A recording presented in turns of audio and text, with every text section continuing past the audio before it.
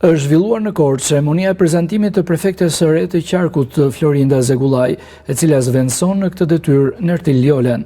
Në fjalën e tij, prefekti në detyrë Nertil Ljole falenderoi institucionet dhe bashkëpunëtorët për punën dhe mbështetjen gjatë kohës së ushtrimit të funksionit të tij, duke theksuar rëndësinë e bashkëpunimit ndërinstitucional për përballimin e sfidave në nivel qarku.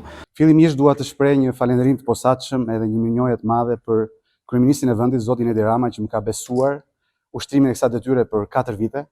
E njëherëzi të shpreh edhe një falënderim për gjithë anëtarët e Këshillit të Ministrave që në këto vite kanë ofruar bashkëpunim edhe komunikim cilësor. Detyrat shkojnë e vinë, po besoj që ajo që ka rëndësi është gjurma që ne lëm në momentin që e ushtrojmë atë. Dhe ajo që do doja të nënvizoja, besoj se ka rëndësi edhe për gjithë ne që jemi të përfshirë në fushën e administratës publike edhe të shërbimit publik, është fakti që shteti, domethënë, është mirë kur funksionon dhe kur fjalën dhe veprimin e njëson.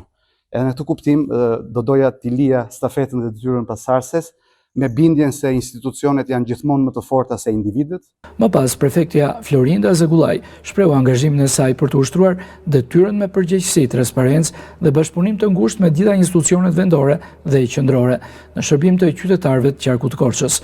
Patjetër që ndihem e emocionuar, e privilegjuar, sepse të jesh të mbash detyrën e prefektes së qarkut të Korçës është privilegj.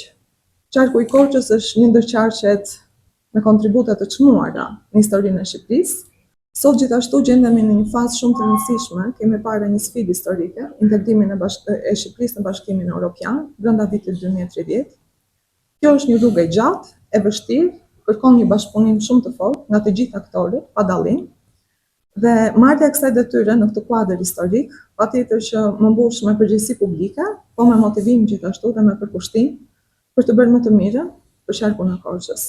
Në këtë ceremoni morën pjesë drejtues të institucioneve të gjithë qarkut në Korçë, përfaqësues të pushtetit vendor dhe strukturave shtetërore.